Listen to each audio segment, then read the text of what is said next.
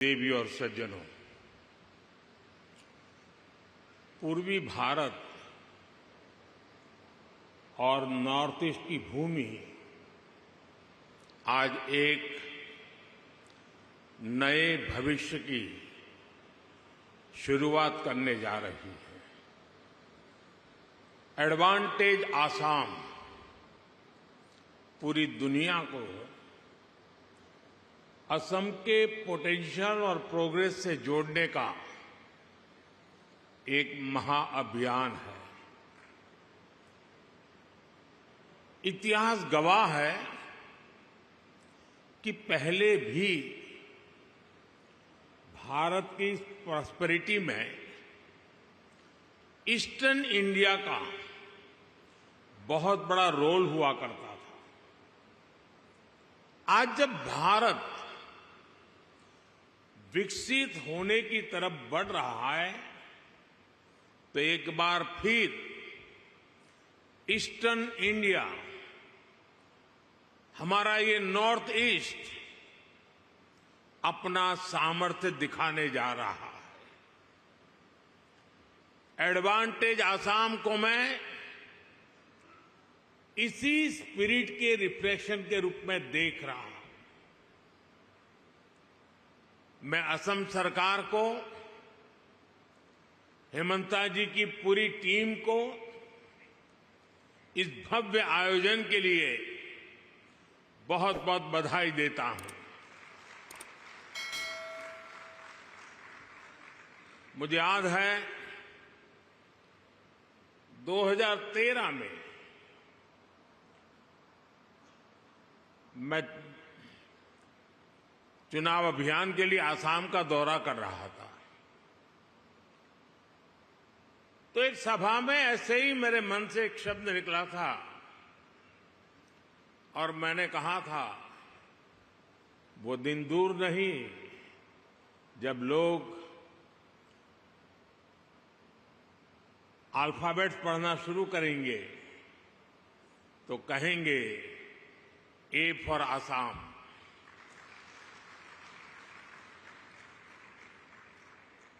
साथियों, आज हम सभी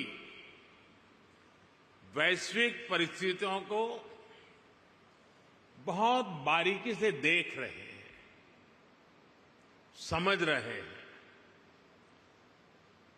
ये ग्लोबल अनसर्टेनिटी के बीच भी दुनिया के तमाम एक्सपर्ट्स उनके भीतर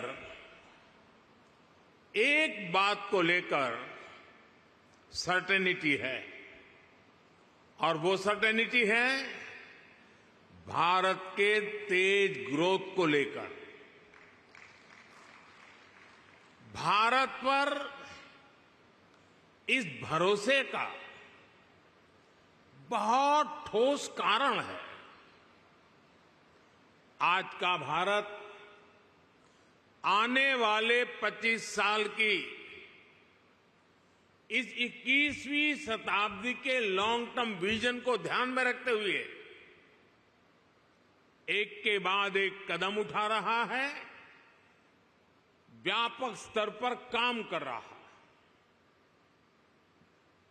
आज दुनिया का भरोसा भारत की युवा आबादी पर है, जो बहुत तेजी से स्किल्ड हो रही है, इनोवेट कर रही है। आज दुनिया का भरोसा भारत के उस नियो मिडिल क्लास पर है जो गरीबी से निकलकर नई एस्पिरेशन के साथ आगे बढ़ रहा है। आज दुनिया का भरोसा भारत की उस 140 करोड़ जनता पर है जो पॉलिटिकल स्टेबिलिटी और पॉलिसी कंटिन्यूटी को सपोर्ट कर रही है। आज दुनिया का भरोसा भारत की उस गवर्नेंस पर है जो लगातार रिफॉर्म कर रही है। आज भारत अपनी लोकल सप्लाई चेन को मजबूत कर रहा है। आज भारत दुनिया के अलग अलग रीजन्स के साथ फ्री ट्रेड एग्रीमेंट्स कर रहा है। ईस्ट एशिया के साथ हमारी कनेक्टिविटी लगातार सशक्त हो रही है और नया बन रहा India middle east Europe economic corridor भी अनेक नई संभावनाएं लेकर आ रहा है। साथियों, भारत पर मजबूत होते ग्लोबल ट्रस्ट के बीच आज हम सभी यहां असम में जुटे हैं, मां कामाख्या की धरती पर जुटे हैं। भारत की ग्रोथ में असम का कंट्रीब्यूशन लगातार बढ़ता जा रहा है। 2018 में एडवांटेज असम समिट का पहला एडिशन आयोजित हुआ था। तब असम की इकोनॉमी 3.25 लाख करोड़ रुपए की थी। आज असम करीब 6 लाख करोड़ रुपए की इकोनॉमी वाला राज्य बन गया है। यानी भाजपा सरकार में सिर्फ 6 सालों में असम की इकोनॉमी की वैल्यू डबल हो गई है। ये डबल इंजन की सरकार का डबल इफेक्ट है। असम में हुए ढेर सारे इन्वेस्टमेंट ने, आप सभी ने असम को अनलिमिटेड पॉसिबिलिटीज का राज्य बना दिया है। असम सरकार यहां एजुकेशन, स्किल, अन्य कई प्रकार के डेवलपमेंट और साथ साथ बेहतर इन्वेस्टमेंट एनवायरनमेंट पर फोकस कर रही है। बीते सालों में भाजपा सरकार ने यहां कनेक्टिविटी से जुड़े इंफ्रास्ट्रक्चर पर बहुत काम किया है। मैं आपको एक उदाहरण देता हूं। साल 2014 से पहले ब्रह्मपुत्र नदी पर बस 3 पुल थे। यानी 70 सालों में सिर्फ 3 ब्रिज। लेकिन बीते 10 सालों में हमने 4 नए ब्रिज बनाए हैं। हमने इनमें से एक ब्रिज का नाम भारत रत्न भूपेन हजारिका जी के नाम पर रखा है।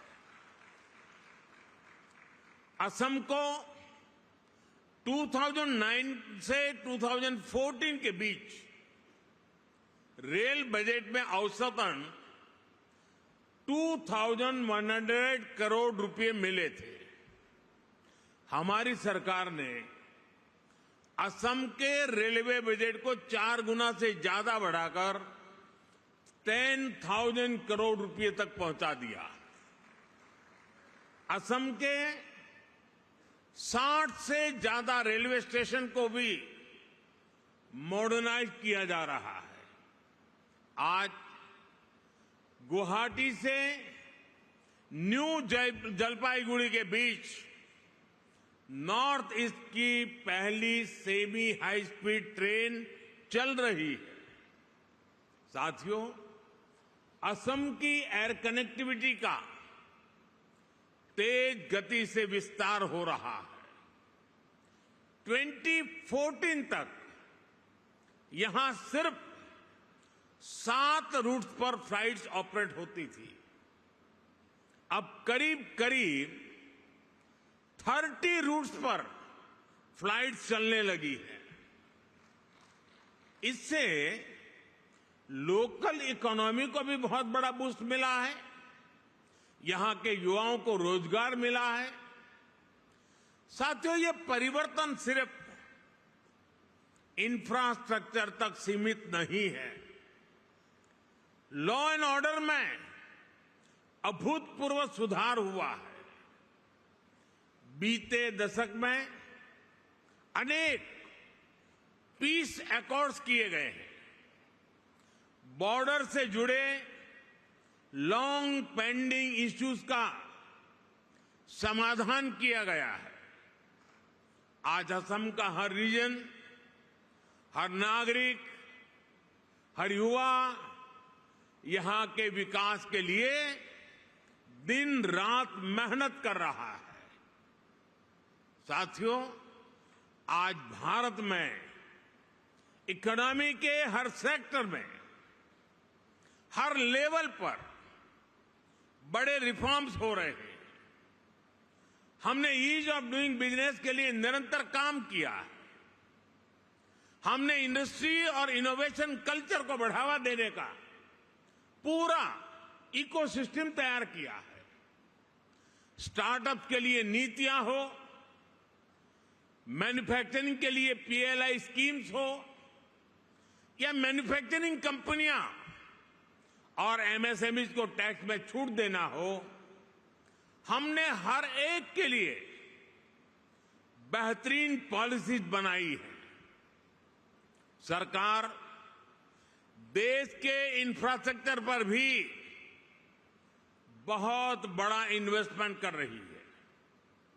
इंस्टीट्यूशनल रिफॉर्म, इंडस्ट्री, इंफ्रास्ट्रक्चर और इनोवेशन का यही कॉम्बिनेशन भारत की प्रगति का आधार है। और इसलिए इन्वेस्टर्स भी देश के पोटेंशियल को, उनकी और देश की प्रगति की पॉसिबिलिटीज को बदलता हुआ देख रहे हैं। और इस प्रगति में असम भी डबल इंजन की स्पीड से आगे बढ़ रहा है। असम ने 2030 तक अपनी इकोनॉमी को 150 बिलियन तक पहुंचाने का टारगेट सेट किया है।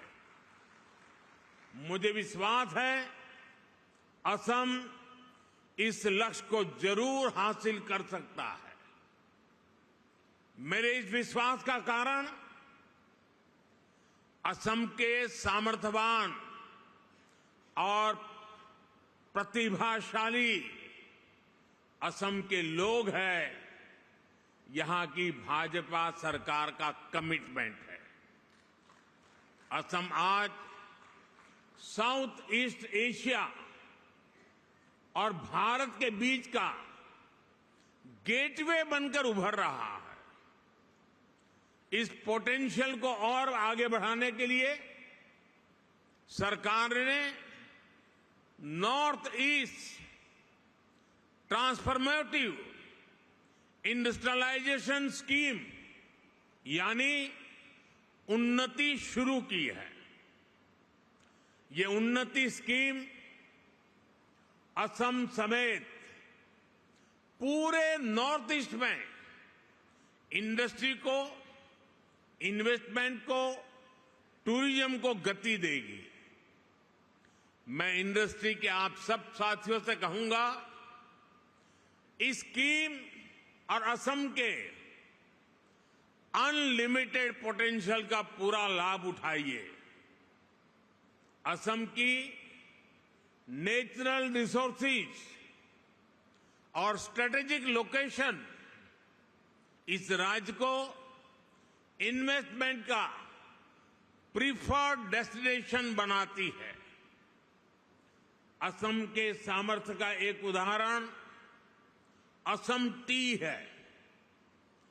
असम टी अपने आप में एक ब्रांड है जो दुनिया भर में चाय के शौकीनों के जीवन का हिस्सा बन चुकी है। असम टी को 200 साल पूरे हो चुके हैं। ये लेगेसी असम को बाकी सेक्टर्स में भी आगे बढ़ने के लिए प्रेरित करती है। साथियों, आज ग्लोबल इकोनॉमी में बहुत बड़ा बदलाव हो रहा है। पूरी दुनिया एक रेजिलिएंट सप्लाई चेन की मांग कर रही है और इसी कालखंड में भारत ने अपने मैन्युफैक्चरिंग सेक्टर को आगे बढ़ाने के लिए मिशन मोड पर काम शुरू किया। हम मेक इन इंडिया के तहत लो कॉस्ट मैन्युफैक्चरिंग को बढ़ावा दे रहे हैं। फार्मास्यूटिकल्स, इलेक्ट्रॉनिक्स, ऑटोमोबाइल, हमारी इंडस्ट्री ना सिर्फ डोमेस्टिक डिमांड्स को पूरा कर रही है, बल्कि इंटरनेशनल मार्केट में भी मैन्युफैक्चरिंग एक्सीलेंस के नए बेंचमार्क बना रही है। इस मैन्युफैक्चरिंग रिवॉल्यूशन में असम बहुत बड़ी भूमिका निभा रहा है। साथियों, असम की ग्लोबल ट्रेड में हमेशा से एक हिस्सेदारी रही है। आज पूरे भारत के ऑन शोर नेचुरल गैस प्रोडक्शन का 50% से ज्यादा शेयर असम के पास है। बीते कुछ सालों में यहां की रिफाइनरीज की कैपेसिटी में बहुत बड़ी वृद्धि की गई है। इलेक्ट्रॉनिक्स, सेमीकंडक्टर्स और ग्रीन एनर्जी जैसे इमर्जिंग सेक्टर में भी असम तेजी से उभर रहा है। सरकार की पॉलिसीज के कारण असम हाईटेक इंडस्ट्रीज के साथ साथ स्टार्टअप्स का भी हब बन रहा है। साथियों, अभी कुछ दिन पहले ही बजट में केंद्र सरकार ने नामरूप 4 प्लांट को भी मंजूरी दी है। आने वाले समय में ये urea production plant north east सहित पूरे देश की यूरिया की डिमांड को पूरा करेगा।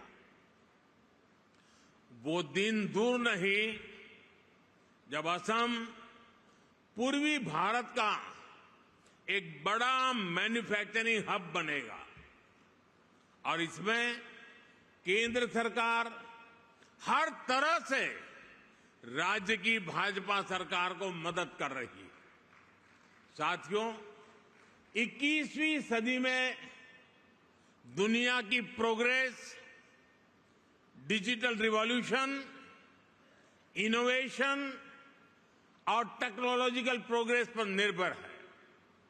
इसके लिए हमारी तैयारी जितनी बेहतर होगी, दुनिया में हमारी ताकत भी उतनी ज्यादा होने वाली है। इसलिए हमारी सरकार 21वीं सदी की पॉलिसीज और स्ट्रेटेजी के साथ तेज गति से आगे बढ़ रही है। हम सब जानते हैं कि इलेक्ट्रॉनिक्स और मोबाइल मैन्युफैक्चरिंग में बीते 10 साल में भारत ने कितनी बड़ी छलांग लगाई है। अब इसी सक्सेस स्टोरी को भारत सेमीकंडक्टर प्रोडक्शन में भी रिपीट करना चाहता है। मुझे गर्व है कि असम सेमीकंडक्टर मैन्युफैक्चरिंग में भी भारत के एक महत्वपूर्ण सेंटर के रूप में विकसित हो रहा है। कुछ महीने पहले असम के जागीरोड में Tata semiconductor assembly and test facility की शुरुआत हुई है। ये प्लांट आने वाले समय में पूरे नॉर्थ ईस्ट में टेक्नोलॉजिकल ग्रोथ को प्रमोट करने वाला है। साथियों, सेमीकंडक्टर सेक्टर में इनोवेशन के लिए हमने आईआईटी के साथ भी कोलैबोरेट किया है। इसके लिए देश में एक सेमीकंडक्टर रिसर्च सेंटर पर भी काम किया जा रहा है। इस दशक के अंत तक इलेक्ट्रॉनिक सेक्टर की वैल्यू $500 बिलियन तक पहुंचने वाली है। हमारी जो स्पीड और स्केल है उससे तय है कि भारत सेमीकंडक्टर प्रोडक्शन की एक बड़ी ताकत बनकर के उभरेगा। इससे लाखों लोगों को रोजगार मिलेगा और असम की इकोनॉमी को भी फायदा होगा। साथियों, बीते 10 सालों में भारत ने अपनी एनवायरमेंटल रिस्पांसिबिलिटीज को समझते हुए भी नीतिगत निर्णय किए हैं। दुनिया हमारे रिन्यूएबल एनर्जी मिशन को एक मॉडल प्रैक्टिस मानकर इसे फॉलो कर रही है। देश ने बीते 10 वर्षों में सोलर, विंड और सस्टेनेबल एनर्जी रिसोर्स पर बहुत बड़ा इन्वेस्टमेंट किया है। इससे न सिर्फ हमारी इकोलॉजिकल कमिटमेंट पूरे हुए हैं, बल्कि देश की रिन्यूएबल एनर्जी प्रोडक्शन कैपेसिटी में भी कई गुना विस्तार कर पाया है। हमने 2030 तक देश की एनर्जी कैपेसिटी में 500 गीगावाट रिन्यूएबल एनर्जी कैपेसिटी में के एडिशन का लक्ष्य बनाया है। 2030 तक देश का annual green hydrogen production 5 million metric ton हो, सरकार इसके लिए मिशन बनाकर काम कर रही है। देश में गैस इंफ्रास्ट्रक्चर बढ़ने के कारण डिमांड भी तेजी से बढ़ी है। गैस बेस्ड इकोनॉमी का पूरा सेक्टर तेजी से एक्सपांड हो रहा है। इस जर्नी में असम के पास बहुत बड़ा एडवांटेज है। सरकार ने आप सबके लिए बहुत सारे रास्ते बनाए हैं। पीएलआई स्कीम से लेकर ग्रीन इनिशिएटिव के लिए बनी सारी पॉलिसीज आपके हित में है। मैं चाहता हूं कि असम रिन्यूएबल एनर्जी सेक्टर में एक लीडर स्टेट बनकर के उभरे, और ये तभी हो पाएगा जब इंडस्ट्री के आप सभी लीडर्स यहां के पोटेंशियल को सही तरह से मैक्सिमाइज करने के लिए आगे आएंगे। साथियों, 2047 तक भारत को विकसित भारत बनाने में पूर्वी भारत की भूमिका बहुत बड़ी होने वाली है। आज पूर्वोत्तर और पूर्वी Bharat infrastructure, logistics, agriculture, tourism और इंडस्ट्री में तेज रफ्तार से आगे बढ़ रहा है। वो दिन दूर नहीं जब दुनिया भारत की डेवलपमेंट जर्नी में इस क्षेत्र को सबसे आगे बढ़ते हुए देखेगा। मुझे विश्वास है आप इस यात्रा में असम के साथी बनेंगे, साझीदार बनेंगे। आइए एक साथ मिलकर हम असम को एक ऐसा राज्य बनाएं जो पूरे ग्लोबल साउथ में भारत की कैपेबिलिटीज को नई ऊंचाइयों तक पहुंचाए। एक बार फिर आज की समिट के लिए आप सभी को मेरी ढेर सारी शुभकामनाएं। और जब मैं कह रहा हूं तो मैं आपको विश्वास दे रहा हूं, मैं आपके साथ हूं। विकसित भारत की जर्नी में आपके योगदान का पूरा समर्थक हूं। बहुत बहुत धन्यवाद।